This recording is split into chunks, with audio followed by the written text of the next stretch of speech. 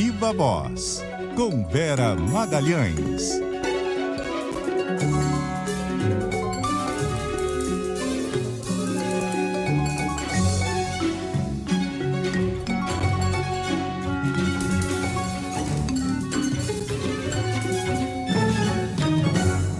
Olá, boa noite a todos, a todo mundo que nos ouve, nos assiste. O Viva Voz está no ar, são 6h05 e a semana está começando em ritmo bastante intenso. Boa noite, Carol. Oi, Vera, boa noite para você, boa noite de novo para os ouvintes, boa semana. Agora acho que o ano está começando, né, Vera? Mês de março.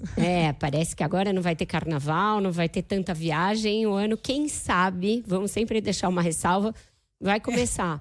Mas para o governo começou a semana bastante agitada com a tentativa de cumprir uma promessa importante da campanha do presidente Lula. Ele prometeu resolver o que ele considerava a precarização do trabalho por aplicativos, tanto para motoristas quanto para entregadores, e ele entrega a metade disso. Um projeto que é voltado apenas para os motoristas de transporte de passageiros. Os entregadores ficaram de fora neste primeiro momento. Para trazer os detalhes da solenidade de lançamento do projeto, o que consta dessa proposta e quais as implicações, a gente fala agora com a repórter Milena Teixeira, que está em Brasília, ainda não conectou, ela está participando da cobertura e, portanto, está lá ao vivo. Mas é isso, Carol, o projeto ficou apenas concentrado nos motoristas de plataformas como Uber e similares. Porque as empresas que fazem ali entregas de encomendas, de comida, de farmácia, etc., não consideraram justo estender a esses trabalhadores aqueles pontos que foram acordados com as empresas de motoristas. Então, agora sim, a Milena Teixeira está no telefone com a gente e vai contar esses bastidores todos. Boa noite, Milena. Boa noite, Vera e Carol. Boa noite para os nossos ouvintes. Pois é, Vera. Em evento hoje no Palácio do Planalto, o presidente Lula assinou esse projeto de lei que cria um pacote de direitos aí para os motoristas de aplicativo. Esse PL agora vai seguir para o Congresso. A cerimônia teve aí a presença de ministros, incluindo do trabalho, além de representantes dos motoristas de aplicativos e também deputados. E durante esse evento, Vera, Lula disse não ser contra o trabalho aos domingos, porque muita gente, segundo ele, só pode fazer compra no final de semana. Mas, segundo o petista, não é por isso que as empresas devem obrigar os funcionários a trabalharem todo sábado e todo domingo. Lula também disse que, assim como nos hospitais, existem os plantonistas e que, por isso, daí para criar uma nova categoria para os comerciários. Ele disse que é preciso resolver esse problema. A gente lembra que essa fala de Lula em relação aos comerciários ocorre em a negociação que o governo tem tentado costurar entre empresários e trabalhadores para estabelecer essas novas regras para o trabalho aos domingos e feriados. As conversas, no entanto, têm tido pouco avanço. E aí, Vera, o presidente Lula também aproveitou para cobrar o iFood e outras empresas que tratam do transporte de alimento em encomenda. Ele cobrou que essas empresas negociem com o governo. O petista brincou dizendo que, apesar do iFood não querer negociar, o governo vai continuar enchendo o saco até conseguir. Agora, o ministro do Trabalho, Luiz Marinho, ele está mais incisivo nessa cobrança. Ao apresentar esse PL que regulamenta aí a atuação dos motoristas, o chefe da pasta disse esperar que a nova lei influencie outras categorias. E ele também falou que o modelo de trabalho dessas empresas é altamente explorador. Espero que a partir desse projeto de lei, inclusive, influencie nos demais segmentos para que a gente possa voltar à mesa. Não adianta o iFood mandar recado, e olha que manda recado, viu, presidente? Nós queremos conversar, mas o fato é que a iFood e as demais, Mercado Livre, enfim, dizia o seguinte, que o padrão dessa negociação não cabe no seu modelo de negócio, porque é um modelo de negócio altamente explorador. Pois é, Vera. O Milena, o Lula mandou recado para o Congresso, né? Pois é, Carol. Ele mandou, sim, um recado para o Congresso. Ele sugeriu que os representantes de motoristas e que as lideranças também que compõem ali a base, que eles procurem os líderes do Congresso para falar sobre a importância da aprovação dessa medida, que é uma prioridade do governo Lula, que foi elaborada pelo Ministério do do Trabalho. No ano passado, inclusive, essa pasta chegou a criar um comitê com trabalhadores e empresas do setor para discutir esse tema com integrantes da pasta. Então, o Lula mandou um recado para o Congresso, sim. Ele disse que as lideranças da base vão procurar essas lideranças partidárias, porque nas palavras do petista, sempre tem gente que é contra, mas que ele não fica triste por isso, né? Que os líderes e quem compõe a base, também os representantes dos motoristas, precisam conversar, precisam negociar. Carol. Obrigada, Milena, pelas suas informações. E aí queria voltar a te ouvir, Vera, porque teve um certo recuo da ideia original, né? Originalmente o governo tinha prometido e tinha proposto criar um vínculo trabalhista para esses trabalhadores, incluir na CLT, e no final o projeto que saiu é um meio termo, né? Meio termo, Carol, porque principalmente o ministro, os assessores dele, que são todos eles oriundos do meio sindical, o próprio presidente Lula, não tinham muito conhecimento do funcionamento, da engrenagem de funcionamento desse trabalho, que é sim precário em termos de segurança, de horas trabalhadas, ninguém nega isso, mas cuja natureza dificulta um modelo de sindicalização como aquele tradicional dos trabalhadores via CLT e também um vínculo empregatício com uma só plataforma, porque esses trabalhadores, na sua maioria, gostam dessa flexibilidade, tanto de horário quanto de trabalhar para mais de uma empresa. Não é incomum você estar, por exemplo, num Uber e o cara receber uma chamada de uma outra plataforma, 99 ou outros tantos. Mesma coisa em relação aos entregadores, eles têm vínculos muitas vezes com os próprios restaurantes e não com as plataformas. Então, ao longo de mais de um ano em que funcionou um grupo de trabalho para discutir esse assunto, essas coisas foram ficando mais claras. E o que aconteceu em relação aos entregadores, e aí tanto o governo, tanto o ministro quanto o presidente citam nominalmente o iFood, porque é o maior desses serviços de entrega de comida e de outras mercadorias, é que eles não consideraram justo estender o valor, principalmente, da contribuição previdenciária e também do cálculo lá, porque tem um cálculo complexo de hora trabalhada em cima do salário mínimo, porque no caso dos motoristas de transporte de passageiro, o vínculo acaba sendo até maior com a plataforma e porque eles dizem que o desgaste, o gasto, por exemplo, com o equipamento de trabalho, e uma parte da remuneração é para isso, é maior com os carros do que com as motos e as bicicletas. Então, inviabilizaria o modelo de negócio que o ministro chamou de um modelo ali exploratório, né? A empresa e as demais empresas, porque elas têm uma associação que trata desse modal aí, vão fazer provavelmente novas reuniões, tentar chegar a um acordo específico, a um projeto de lei específico, e o que eles dizem nos bastidores é que eles tentaram por muito tempo, não abandonaram a mesa de negociação até o último momento, mas que não foi possível acatar o modelo proposto, porque era um modelo muito voltado para motoristas e não para motoqueiros e para entregadores por bicicleta também. Então, esse projeto que foi anunciado hoje não resolve todas as controvérsias, né, Vera? Não resolve por isso, porque ainda fica uma perna importante para resolver. A gente não sabe como vai ser essa ideia de sindicalizar também os motoristas de carros de transporte de passageiro, porque o governo incluiu isso no projeto e não é algo que seja da natureza desse trabalho tão facilmente. Tem aí uma necessidade de criar relatórios individualizados de quantas horas cada um trabalha em cada plataforma. Me parece uma coisa meio difícil de implementar. E também, Carol, tem uma questão do Supremo Tribunal Federal, que está discutindo o vínculo empregatício, discutindo se vai haver uma decisão com repercussão geral para essa situação, e que pode se chocar com a decisão do governo, porque o governo, no fim, reconheceu que não há vínculo empregatício. Vai tratar esses trabalhadores como autônomos de transporte por aplicativo.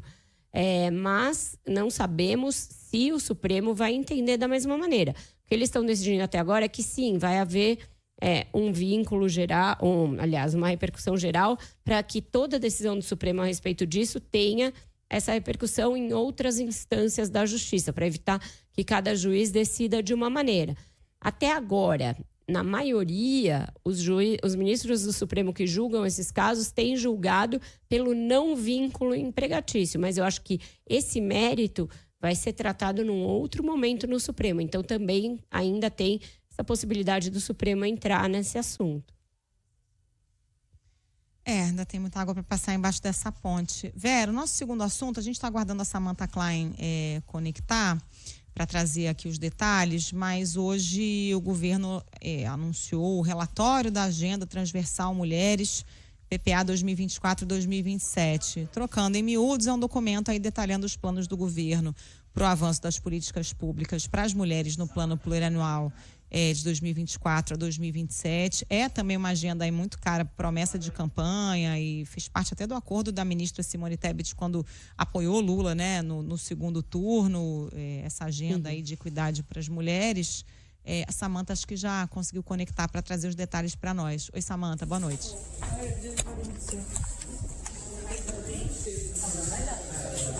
Samantha, consegue nos ouvir?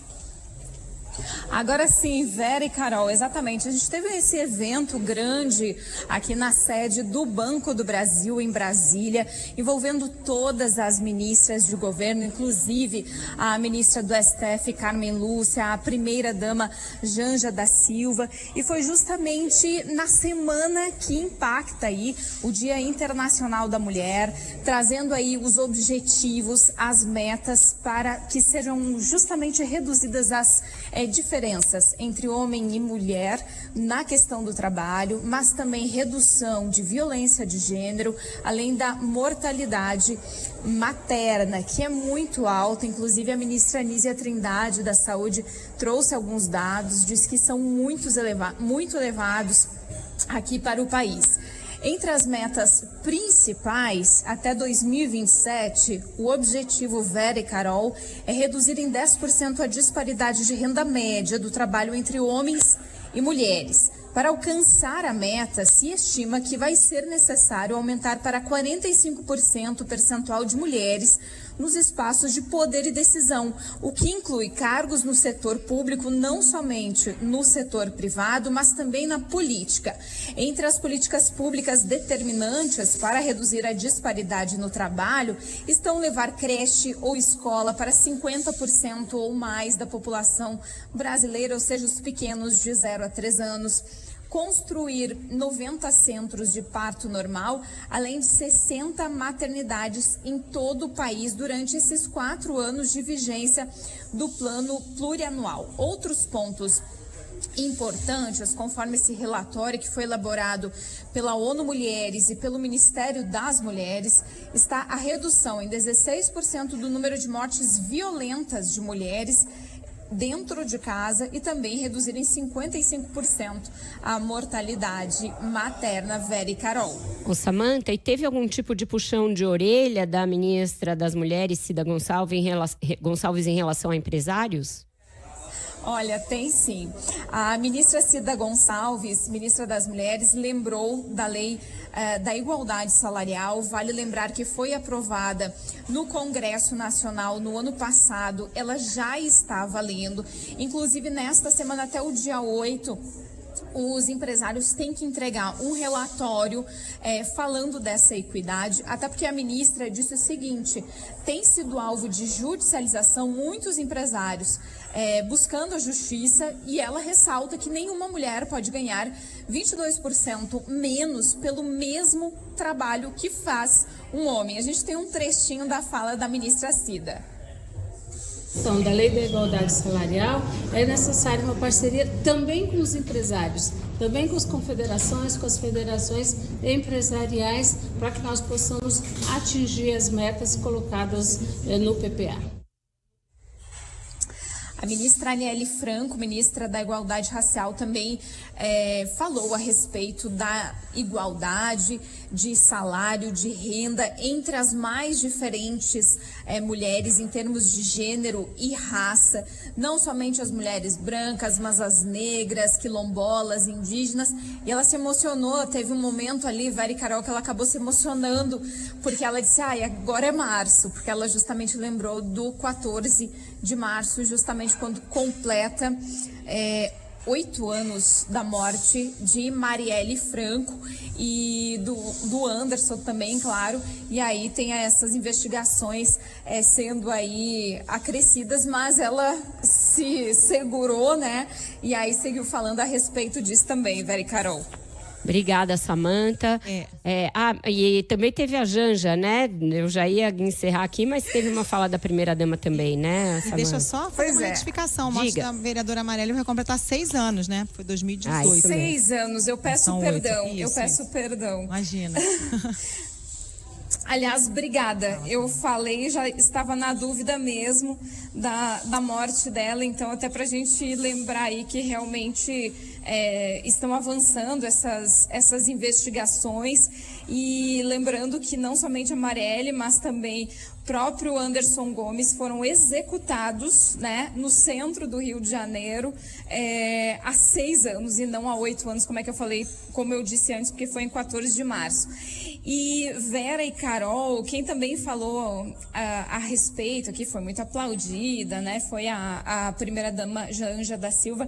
Ela disse que o relatório Agenda Transversal de Mulheres, que é um relatório que está disponível, qualquer pessoa pode acessar, vai ficar na mesa de cabeceira do presidente Lula e que ela vai insistir na importância dessas metas e objetivos, ou seja, dando um puxãozinho de orelha do próprio presidente Lula, viu, Carol e Vera?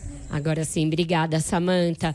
Pois é, isso que a Samantha traz no encerramento é importante, Carol, porque, sim, cobrar dos empresários é fundamental, cobrar maior participação política das mulheres faz sentido, estimular candidaturas, mas vejamos o que tem acontecido aí nos últimos anos, né?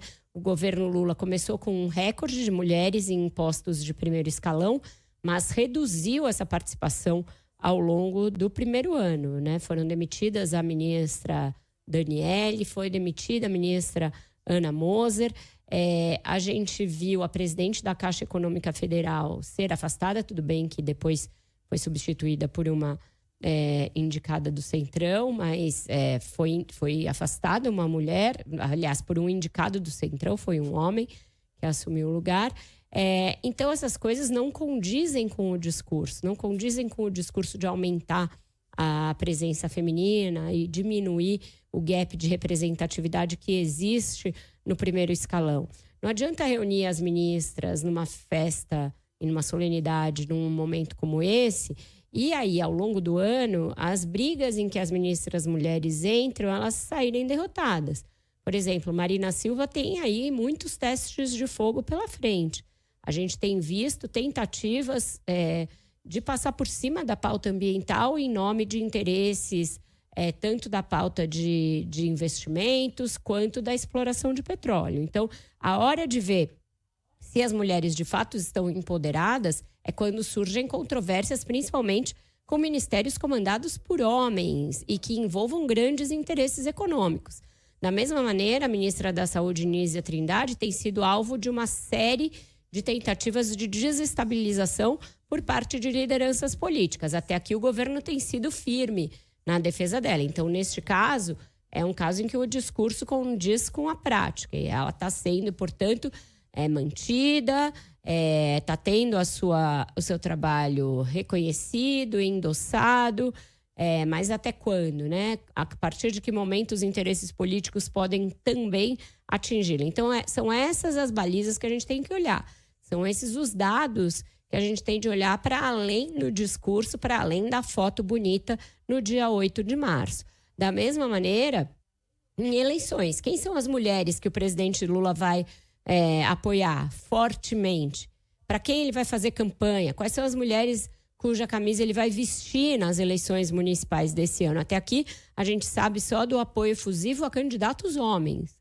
Em São Paulo, inclusive, tem uma divisão na esquerda e centro-esquerda entre uma candidata de uma mulher, que é a Tabata Amaral, e a candidatura do Guilherme Boulos, e o candidato do presidente Lula é o Guilherme Boulos. Então, também nesse aspecto, ainda a prática fica longe do discurso.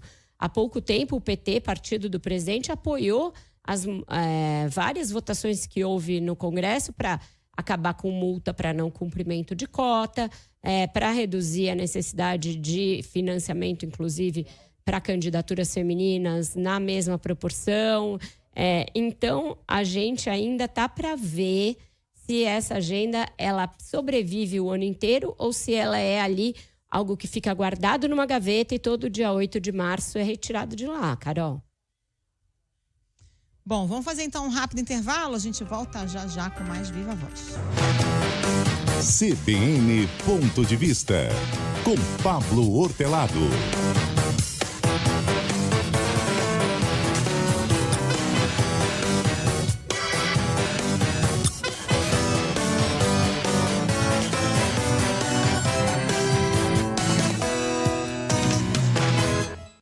Boa noite, uma ótima semana para você. Pablo, tudo bom? Boa noite, Vera. Boa noite, Carol. Ô, Pablo, a gente falou semana passada aqui no Ponto de Vista sobre aquela regulamentação feita pela Justiça Eleitoral para as próximas eleições, que envolvia tanto o uso de inteligência artificial quanto a responsabilização de plataformas e de candidaturas por conteúdo que pudesse ser caracterizado como desinformação, discurso de ódio, etc. Mas o texto na íntegra não tinha saído e saiu nesse fim de semana com algumas surpresas, é isso, em relação àquilo que a gente tratou aqui? Pois é, Vera, teve uma surpresinha bem inesperada lá.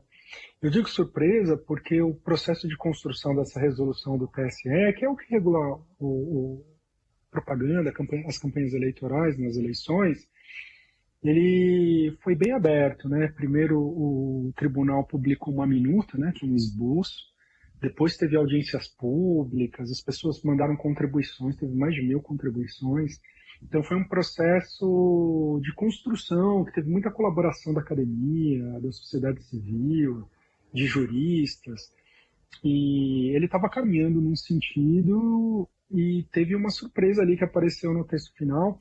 A gente nem comentou na semana passada, porque o texto não estava disponibilizado, né? Ele tinha sido anunciado só por meio de slides, teve uma apresentação, e surgiu coisa nova. E a coisa nova é que criou um sistema, é uma coisa meio técnica, mas a gente consegue explicar aqui, uma responsabilização das plataformas por conteúdos de terceiro. É um negócio meio complicado, porque tem muitas implicações aí para como as plataformas de mídia social funcionam para o usuário, né? Antes, o que estava previsto era o seguinte, é um sistema chamado dever de cuidado, que é inspirado no modo como a Europa trata da matéria. É o seguinte, as empresas elas têm que demonstrar que elas estão fazendo esforços para moderar. Para moderar é retirar, ou às vezes diminuir o alcance, ou rotular conteúdo que, por exemplo, atente contra a integridade do processo eleitoral, coloque a integridade do processo eleitoral em risco. Então ela tem que fazer esforço, constituir uma equipe, contar quantas pessoas estão trabalhando, quantos conteúdos eles retiraram, quantos que eles rotularam e assim por diante. É uma demonstração de que eles estão atentos e estão fazendo esforços. Isso ficou no texto, era isso que estava sendo construído, e isso também está lá no texto. Mas além disso, tem uma outra coisa mais complicada, que é um regime no qual as plataformas passam a ser responsabilizadas por uma série se elas não retirarem imediatamente uma série aí de 5 tipos de conteúdo. Esse tipo de solução é meio ruim, porque é o seguinte, as empresas vão descobrir que se elas não, tudo que parecer ser essas coisas, vai ter que tirar. Porque se não tirar, elas vão ser responsabilizadas na justiça, elas vão virar parte desse. Isso muda a maneira como funciona hoje, onde a responsabilidade é de quem postou. Agora, nesses 5 casos, durante o processo eleitoral, se elas não tirarem, elas passam a ser parte, e significa que elas vão ter que retirar em massa um monte de conteúdo, vai afetar a liberdade de expressão dos usuários no processo eleitoral. É um jeito muito ruim, muito mão pesada de fazer. Então aí tem 2 problemas, né, Pablo? A medida que apareceu do nada, porque não estava na minuta, não foi discutida nas audiências, foi um jabuti que apareceu ali. E a consequência disso que acaba sendo alguma limitação da liberdade de expressão, se as redes, as plataformas vão atuar com mão pesada e remover qualquer coisa remotamente que possa dar problema, isso certamente pode acarretar alguma limitação, né? Pois é, são as duas preocupações, né? A primeira é isso ter aparecido do nada, estranho, mas é como as cortes superiores estão funcionando, elas estão funcionando de um jeito muito estranho nos últimos anos. E além disso, né, não é para um caso específico. Se fosse para um caso específico, você vai falar tudo bem, durante o processo eleitoral, as regras, tudo funciona de um jeito diferente, é só por aquele períodozinho. Mas tem muita coisa. Por exemplo, tem um item lá que é discurso de ódio. Envolve um monte de coisa, racismo, homofobia, práticas que ele chama fascismo, tudo que possa eventualmente parecer ser qualquer dessas coisas, as empresas vão retirar. Entende? Elas vão ter que fazer uma varredura, porque a lei é muito dura, ela diz que tem que ser retirado imediatamente. Então, tudo que vagamente, não é só que seja, é que alguém possa achar que seja, elas vão retirar para não serem responsabilizadas. Isso vai ter um impacto, inclusive porque esse tipo de conteúdo não é especificamente eleitoral, isso vai além do conteúdo eleitoral. É muito ruim isso, e digo mais, isso aí pode aparecer em outras decisões da justiça. É muito ruim que a justiça eleitoral tem, porque a justiça eleitoral e o STF são instituições irmãs, os ministros participam são os mesmos ministros que participam das duas. Isso sinaliza uma disposição muito ruim das cortes altas do Brasil nessa matéria, que elas estão dispostas a ter uma mão muito pesada e limitar muito a liberdade de expressão em outras matérias que vão ser julgadas aí no futuro no STF. É bem preocupante o que aconteceu. Me chama a atenção que essa bola ainda não tenha sido levantada. A gente tem que prestar atenção nisso. Isso não é uma medida muito boa, não. Pablo, super obrigada. A gente já tinha cantado a bola aqui na semana passada que esse assunto não ia morrer, que a gente vai falar dele aí ao longo do ano todo. E é sempre bom ter o seu farol iluminando a gente nesse tema. Até quarta. Até mais, gente. Boa noite.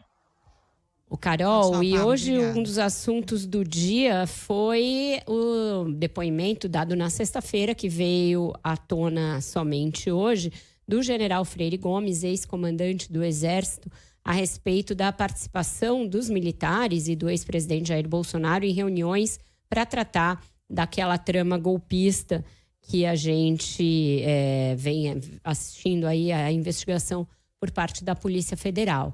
E quem traz as informações sobre o depoimento, não só dele, mas também o do almirante Carlos Batista Júnior, é a Isa Stacianini. Boa noite, Isa. Oi, Vera, muito boa noite a você, a Carol e a quem nos acompanha. Olha, o ex-comandante do Exército, o general Freire Gomes, confirmou naquele depoimento prestado sexta-feira à Polícia Federal que o ex-presidente Jair Bolsonaro discutiu um plano de golpe de Estado naquela fatídica reunião de julho de 2022. O militar prestou depoimento por quase 8 horas. Nesse tempo, ele respondeu a tudo que foi perguntado e uma fonte ligada à investigação confirmou à CBN que Freire Gomes acabou confirmando em grande parte as informações prestadas pelo tenente-coronel Mauro Cid naquela delação premiada. Portanto, para investigadores, o depoimento foi importante porque acaba que converge com as provas de uma trama golpista para anular o resultado do segundo turno das eleições presidenciais de 2022. Vera. Ô Isa, e de que forma esse depoimento dele confirma outros elementos de provas, hein?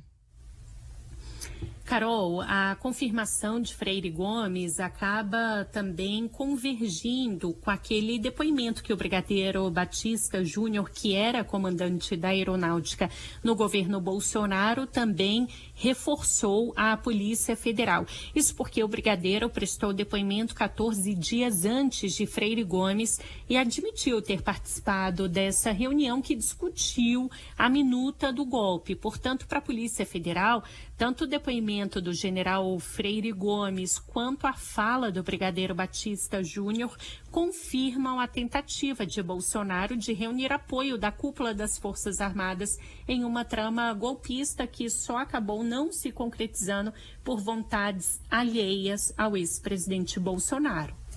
Tanto, Isa, dado o caráter bombástico aí desse depoimento, imagino que ele deva ter causado bastante reação na cúpula bolsonarista ali também internamente nas Forças Armadas, né?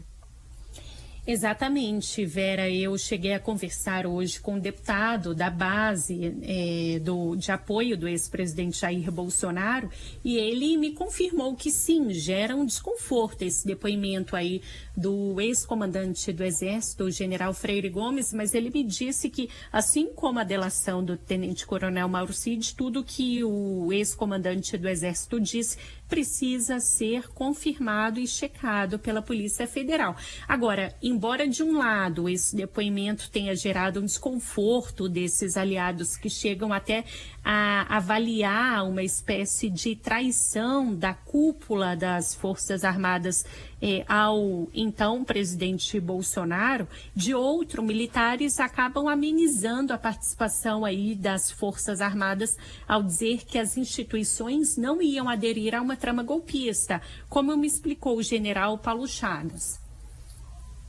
Certamente não passou pelas mãos de nenhum militar da ativa do Exército Brasileiro. Eu não acredito que algum dos generais do alto comando se dispusesse a participar de um plano, de um tipo de planejamento desse, porque aí sim que se caracterizaria uma traição. Isso não passa pela nossa formação e é inaceitável. Eles também, Vera e Carol, tentam amenizar, dizendo que, na verdade, o que foi proposto não foi uma espécie de trama golpista, nem de planejamento de golpe, mas sim de uma intervenção federal das Forças Armadas, o que também não é previsto pela Constituição Federal. Agora, apesar de terem prestado depoimento, tanto o general Freire Gomes quanto o brigadeiro Batista Júnior não são considerados investigados. Os dois permanecem como testemunhas pelo fato de colaborarem com as investigações. Agora, a condição deles é bem diferente da do ex-comandante da Marinha, o almirante Almir Garnier, que esse sim aparece como investigado. Ele, inclusive, preferiu ficar em silêncio quando foi intimado a prestar depoimento, lembrando que na delação o tenente-coronel Mauro Cid afirmou que Garnier teria sinalizado o apoio ao golpe. Vera e Carol. Muito obrigada, Isa. Eu acho que esse ponto final que a Isa trouxe é fundamental para a gente entender o que vai acontecer de agora em diante. Tem uma clara disposição, tanto da PF, que eu acho que vai se confirmar com o Ministério Público e com o Supremo, de separar o joio do trigo, ou seja, individualizar condutas dentro da cúpula das Forças Armadas, para que aqueles que não colaboraram não saiam punidos e isso não gere um sentimento geral de revolta dentre os militares. Então, por exemplo, entre 3 comandantes, está clara a disposição de focar em um como aquele que colaborou com os planos do Bolsonaro, que é o almirante Almir Garnier. Então, esse fato dos que colaboraram serem considerados só testemunhas já mostra que, ao fim e ao cabo, eles dificilmente vão ser indiciados. Isso leva a que a reação no núcleo político do bolsonarismo seja de passar a considerar esses militares como traidores da causa, traidores dos militares, e, portanto, essa pressão e essa revolta em cima deles deve crescer de agora em diante nos discursos dos apoiadores do Bolsonaro. Tem uma disposição da PF de ir caminhando para encerrar esses inquéritos que envolvem o ex-presidente num prazo de até 4 meses. Essa informação foi dada pela Bela Megali no blog dela. Então, serão 4 meses de altíssima atenção, ao longo dos quais a gente vai ver muita narrativa e muita tentativa do ex-presidente de se esquivar do que houve. Mas não deveremos ver uma prisão preventiva dele, porque a PF e o Supremo não querem criar nenhum tipo de comoção. Então, se houver uma pena de prisão e esse inquérito das tramas golpistas é aquele em que é mais possível que aconteça, ela só virá depois do trânsito final em julgado, Carol. Bom, a gente vai chamar um novo intervalo, o Viva Voz vai ficando por aqui e amanhã a gente volta a partir das 6h05 comigo e Carol Moran. Carol, um ótimo ponto final para você daqui por diante. Beijo, Vera, até amanhã.